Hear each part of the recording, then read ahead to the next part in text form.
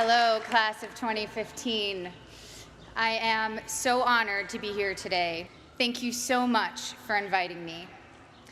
The senior class committee, it's genuinely one of the most exciting things I've ever been asked to do. I have to admit, primarily because I can't deny it, as it was leaked in the WikiLeaks release of the Sony hack, that when I was invited, I replied, and I directly quote my own email, "Wow, this is so nice. I'm gonna need some funny ghostwriters. Any ideas?" This initial response, now blessedly public, was from the knowledge that at my class day, we were lucky enough to have Will Ferrell as class day speaker, and that many of us, hungover or even freshly high, mainly wanted to laugh. So I have to admit that today, even 12 years after graduation, I'm still insecure about my own worthiness. I have to remind myself today, you are here for a reason. Today, I feel much like I did when I came to Harvard Yard as a freshman in 1999, when you guys were, to my continued shock and horror, still in kindergarten. I felt like there had been some mistake, that I wasn't smart enough to be in this company, and that every time I opened my mouth, I would have to prove I wasn't just a dumb actress. So I start with an apology. This won't be very funny. I'm not a comedian, and I didn't get a ghostwriter. But I am here to tell you today, Harvard is giving you all diplomas tomorrow. You are here for a reason. Sometimes your insecurities and your inexperience may lead you to embrace other people's expectations, standards, or values. But you can harness that inexperience to carve out your own path, one that is free of the burden of knowing how things are supposed to be, a path that is defined by its own particular set of reasons. The other day, I went to an amusement park with my soon-to-be 4-year-old son, and I watched him play arcade games. He was incredibly focused, throwing his ball at the target. Jewish mother that I am, I skipped 20 steps and was already imagining him as a major league player with what his aim and his arm and his concentration. But then I realized that when he won, he was playing to trade in his tickets for the crappy plastic toys. The prize was much more exciting than the game to get it. I, of course, wanted to urge him to take joy in the challenge of the game, the improvement upon practice, the satisfaction of doing something well, and even feeling the accomplishment when achieving the game's goals. But all of these aspects were shaded by the little 10-cent plastic men with sticky, stretchy blue arms that adhere to the walls. That was the prize. In a child's nature, we see many of our own innate tendencies. I saw myself in him, and perhaps you do too. Prizes serve as false idols everywhere. Prestige, wealth, fame, power. You will be exposed to many of these, if not all. Of course, part of why I was invited to come speak today, beyond my being a proud alum, is that I've accrued some very coveted toys in my life, including a not-so-plastic, not-so-crappy one, an Oscar. So we bump up against a common trope, I think, of the commencement address, people who have achieved a lot telling you that the fruits of achievement are not always to be trusted. But I think that contradiction can be reconciled and is in fact instructive. Achievement is wonderful when you know why you're doing it, and when you don't know, it can be a terrible trap. I went to a public high school on Long Island, Syosset High School. Ooh, hello, Syosset. The girls I went to school with had Prada bags and flat-ironed hair, and they spoke with an accent I, who had moved there at age 9 from Connecticut, mimicked to fit in. Florida oranges, chocolate cherries. Since I'm ancient and the internet was just starting when I was in high school, people didn't really pay that much attention to the fact that I was an actress. I was known mainly at school for having a backpack bigger than I was and always having whiteout on my hands, as I hated seeing anything crossed out in my notebooks. I was voted for my senior yearbook most likely to be a contestant on Jeopardy, or Code for nerdiest. When I got to Harvard, just after the release of Star Wars Episode 1, I knew I would be starting over in terms of how people viewed me. I feared people would assume I had gotten in just for being famous, and that they would think I was not worthy of the intellectual rigor here. And they would not have been far from the truth. When I came here, I had never written a 10-page paper before. I'm not even sure I'd written a 5-page paper. I was alarmed and intimidated by the calm eyes of fellow students who came here from Dalton or Exeter, who thought that compared to high school, the workload here was easy. I was completely overwhelmed and thought that reading 1,000 pages a week was unimaginable, that writing a 50-page thesis was just something I could never do. I had no idea how to declare my intentions. I couldn't even articulate them to myself.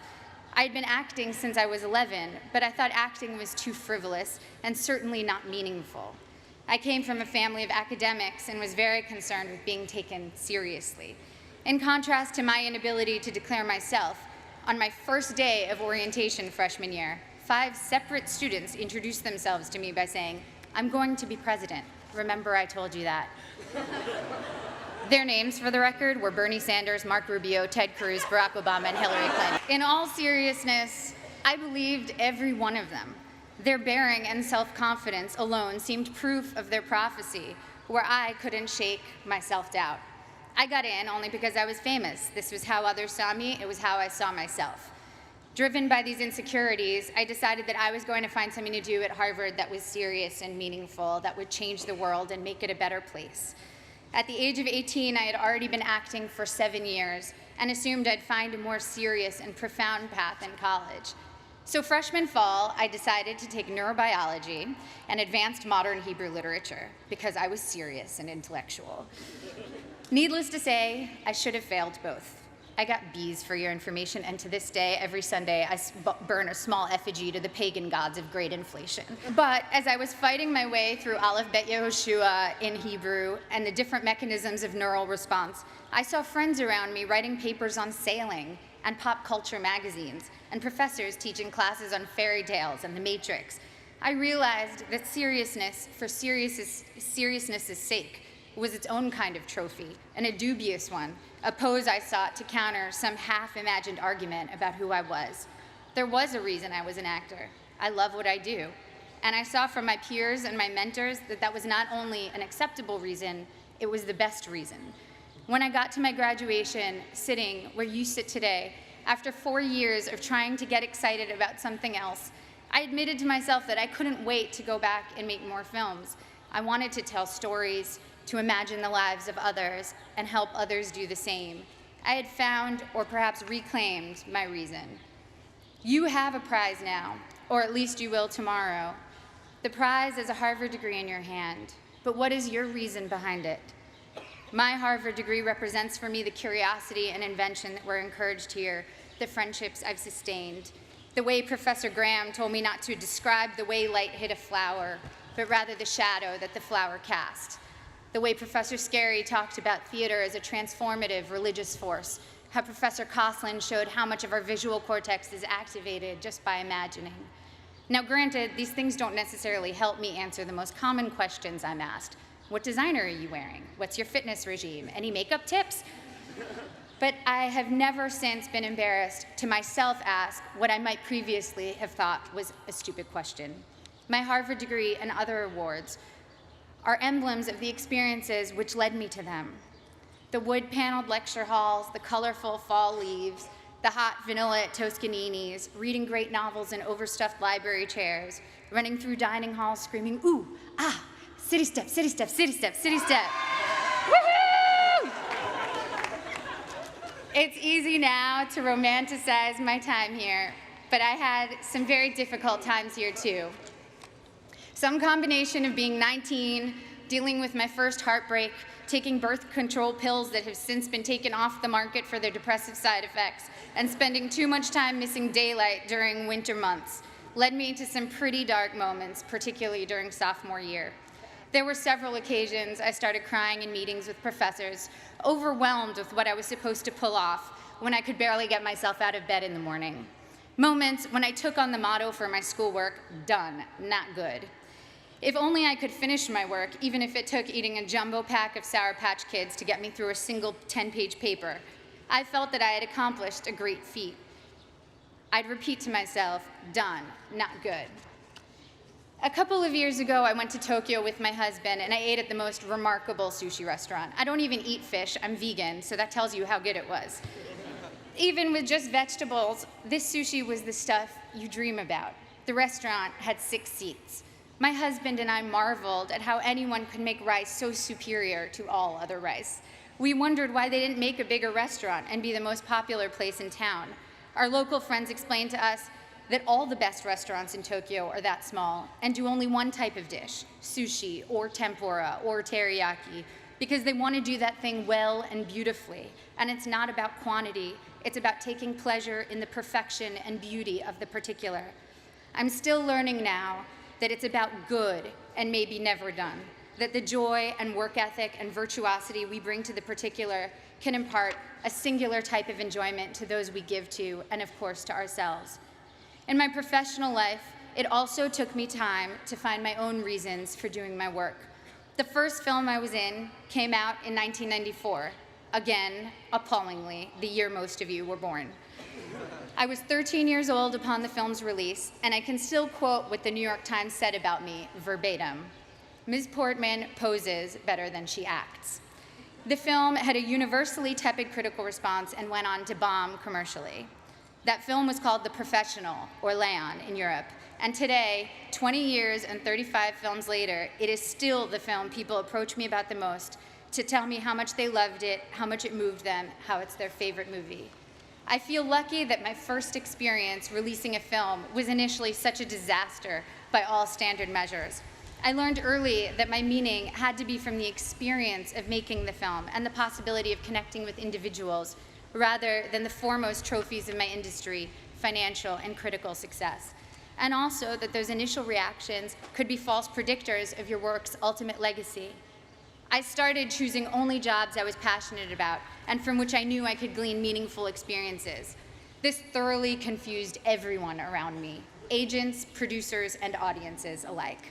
I made Goya's Ghosts, a foreign independent film, and studied art history, visiting the Prado every day for 4 months as I read about Goya and the Spanish Inquisition. I made V for Vendetta, a studio action movie for which I learned everything I could about freedom fighters who in other eyes might be called terrorists, from Menachem Begin to the Weather Underground.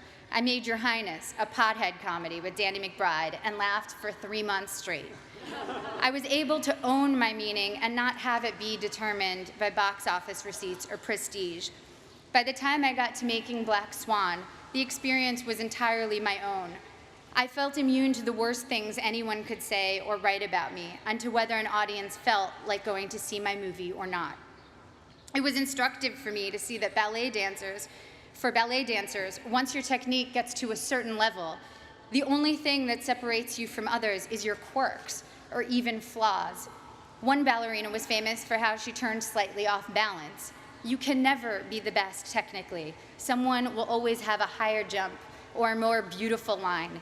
The only thing you can be the best at is developing your own. I feel like courage or daring that drew me to it. I was so oblivious to my own limits that I did things I was woefully unprepared to do. And so the very inexperience that in college had made me feel insecure and made me want to play by others' rules now was making me actually take risks I didn't even realize were risks. When Darren asked me if I could do ballet, I told him that I was basically a ballerina, which, by the way, I wholeheartedly believed. When it quickly became clear in preparing for the film that I was maybe 15 years away from being a ballerina, it made me work 1,000,000 times harder, and of course, the magic of cinema and body doubles helped the final effect. But the point is, if I had known my own limitations, I never would have taken the risk. And the risk led to one of my greatest artistic and personal experiences, in that I not only felt completely free, I also met my husband during filming. Similarly, I just directed my first film, A Tale of Love and Darkness, and was quite blind to the challenges ahead of me. The film is a period film, completely in Hebrew, in which I also act, with an 8-year-old child as a co-star. All of these are challenges I should have been terrified of, as I was completely unprepared for them. But my complete ignorance as to my own limitations looked like confidence and got me into the director's chair. Once there, I had to figure it all out, and my belief that I could handle these things, contrary to all evidence of my ability to do so, was half the battle. The other half was very hard work. The experience was the deepest and most meaningful one of my career. Now, clearly, I'm not urging you to go perform heart surgery without the knowledge to do so. Making movies, admittedly, has less drastic consequences than most professions and allows for a lot of effects that make up for mistakes. The thing I'm saying is, make use of the fact that you don't doubt yourself too much right now. As we get older, we get more realistic, and that includes about our own abilities or lack thereof. And that realism does us no favors. People always talk about diving into things you're afraid of. That never worked for me. If I'm afraid, I run away, and I would probably urge my child to do the same. Fear protects us in many ways. What has served me is diving into my own obliviousness, being more confident than I should be, which everyone tends to decry in American kids, and those of us who have been grade inflated and ego inflated. Well, it can be a good thing if it makes you try things you never might have tried. Your inexperience is an asset and will allow you to think in original, unconventional ways. Accept your lack of knowledge and use it as your asset. I know a famous violinist who told me that he can't compose because he knows too many pieces, so when he starts thinking of a note, an existing piece immediately comes to mind. Just starting out, one of your biggest strengths is not knowing how things are supposed to be. You can compose freely because your mind isn't cluttered with too many pieces, and you don't take for granted the way things are. The only way you know how to do things is your own way. You here will all go on to achieve great things. There is no doubt about that. Each time you set out to do something new, your inexperience can either lead you down a path where you will conform to someone else's values, or you can forge your own path, even if you don't realize that's what you're doing. If your reasons are your own, your path, even if it's a strange and clumsy path, will be wholly yours, and you will control the rewards of what you do by making your internal life fulfilling. At the risk of sounding like a Miss America contestant, the most fulfilling things I've experienced have truly been the human interactions. Spending time with women in village banks in Mexico with Finca, a microfinance organization, meeting young women who were the first and only in their communities to attend secondary school in rural Kenya with Free the Children, a group that builds sustainable schools in developing countries, trekking with guerrilla conservationists in Rwanda. It's a cliche because it's true, that helping others ends up helping you more than anyone. Getting out of your own concerns and caring about someone else's life for a while reminds you that you are not the center of the universe, and that in the ways we are generous or not, we can change the course of someone's life. Even at work, the small feats of kindness crew members, directors, fellow actors have shown me have had the most lasting impact. And of course, first and foremost, the center of my world is the love I share with my family and friends. I wish for you that your friends will be with you through it all, as my friends from Harvard have been together since we graduated. My friends from school are still very close. We have nursed each other through heartaches and danced at each other's weddings. We've held each other at funerals and rocked each other's new babies. We've worked together on projects, helped each other get jobs, and thrown parties for when we've quit bad ones. And now our children are creating a second generation of friendship as we look at them toddling together, haggard and disheveled working parents that we are. Grab the good people around you, don't let them go. The biggest asset this school offers you is a group of peers that will be both your family and your school for life. I remember always being pissed at the spring here in Cambridge, tricking us into remembering a sunny yard full of laughing frisbee throwers after 8 months of dark, frigid library dwelling. It was like the school had managed to turn on the good weather as a last memory we should keep in mind that would make us want to come back. But as I get farther away from my years here, I know that the power of this school is much deeper than weather control. It changed the very questions I was asking. To quote one of my favorite thinkers, Abraham Joshua Heschel, "To be or not to be is not the question. The vital question is how to be and how not to be." Thank you. I can't wait to see how you do all the beautiful things you will do.